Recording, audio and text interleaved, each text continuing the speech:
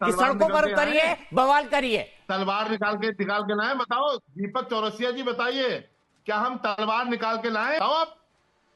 मैं क्या तलवार निकालने की आप बात जैसे हाफिज हमसे साहब बात कर ही क्या नहीं हो? रहा हूं। है इनको अगर लग रहा है भीड़ इकट्ठी वहां पे होगी, तो और अगर आप क्या कह दूसरी रहे हो? तरफ भीड़ मतलब इकट्ठी हम होना अगर शुरू हो गई निंदा और तो मजम्मत इनसे कर रहे हैं संभल तब भी नहीं आपको पाएगी। परेशानी हो रही है। बिल्कुल भी परेशानी नहीं है आई लव मोहम्मद से, और हमें तो लगता है आप जितना मर्जी आई लव मोहम्मद करिए, लेकिन ये आई लव मोहम्मद तक सीमित नहीं रह रहा है ना। ये I love Mohammad I love शरीयत में बदलता जा रहा है। इनको संविधान पे बिल्कुल यकीन नहीं है, इनको पुलिस व्यवस्था पे बिल्कुल यकीन नहीं है। ये खुद ही लॉ अपना एक्शन अपने हाथ में लेना चाह रहे हैं, और उसके खिलाफ ये जिस तरह से ये भीड़ इकट्ठी कर रहे हैं, यहाँ पे मुझे ये इंटरनेशनल एजेंसीज की साजिश और फंडिंग नजर आती है। तभी तो इतनी भीड़ इकट्ठी होती जा रही है और मुद्दा बनाया जा रहा है। और दूसरी जगह मुझे ये भी दिखाई देता है प्रोवोकेशन का एक्ट है। आप बिना बात के कल्प वृक्ष को आप वहां पे ये पोस्टर लगा रहे हैं, आप जानबूझ के प्रोवोक करना चाह रहे हैं, और कभी कभी पोस्टर फट जाती है। और आयला मोहम्मद से तो किसी को परेशानी नहीं है। और दूसरी बात ये है कि ये भीड़ इकट्ठी करके इंटिमिडेट करना चाह रहे हैं, और जैसे कि ये बता रहे हैं लोगों को इकट्ठा करा जा रहा है, इनको ये नहीं समझ आ रहा है अगर दूसरी तरफ भीड़ इकट्ठी होने शुरू हो गई तो इनसे हैंडल नहीं हो पाएगा। ये अभी हमें तलवारों की धमकी दे रहे हैं, इनको यही यकीन नहीं है। कुंभ में इन्होंने देखा नहीं है हमारा हाल, कि हम जब बस अगर इकट्ठे ही होते हैं तो भी हम क्या से क्या बदल सकते हैं। तो ये जो इंटिमिडेशन है, ये फालतू में ये झूठ फैलाना, ये गलत इंफॉर्मेशन फैलाना, उसके बाद लोगों को इकट्ठा करना, जानबूझ के प्रोवोक करना, तो ये मुझे नहीं लगता कि मुझे शरीयत वाली मानसिकता ज्यादा नजर आती है। ठीक है, और आप हमारे संविधान पे विश्वास रखिए। आई लव मोहम्मद, हम इसका सम्मान करते हैं, मैं भी करता हूं, इसी का तनेजा जी भी करती हैं। शान में गुस्ताखियां कब तक होती रहेंगी? कोई गुस्ताखी नहीं हुई हाफिज भाई। हाफिज भाई, मैं कब आपको होगा? कब पूरे लगाया सम्मान के जाएगा? साथ कह रहा हूं कि कृपया मेरे इस फोरम का उपयोग भड़काने के लिए ना करिए, मेरे इस टीवी चैनल का उपयोग भड़काने के लिए ना करिए। पैगंबर हजरत मोहम्मद साहब की शान में किसी भी तरह की कोई गुस्ताखी पूरे देश में कहीं पर नहीं हुई है, मैं इसको साफ करना चाहता हूं, और आप भी मेरी इस बात को रिपीट करिए। नहीं हुई है।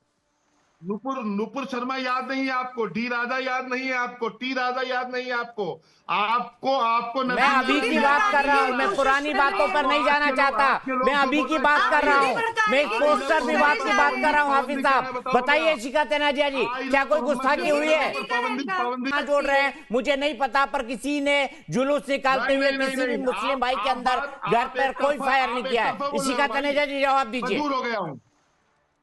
पहली बात तो इन्होंने खुद ही कहा कि अभी तलवारें नहीं आई हैं, तो ये खुद ही भड़काने वाली बात कर रहे हैं। मैं आपसे दोबारा रिपीट करके कहती हूँ कि मुझे आई लव मोहम्मद से तो कोई परेशानी है ही नहीं। आप प्रेम की भाषा बोलिए, आप अमन की भाषा बोलिए, पर जब लोग आप जिस तरह से इकट्ठे कर रहे हैं, ना वो अमन है ना वो प्रेम है, वो शरिया लॉ आप लागू करना चाह रहे हैं क्या?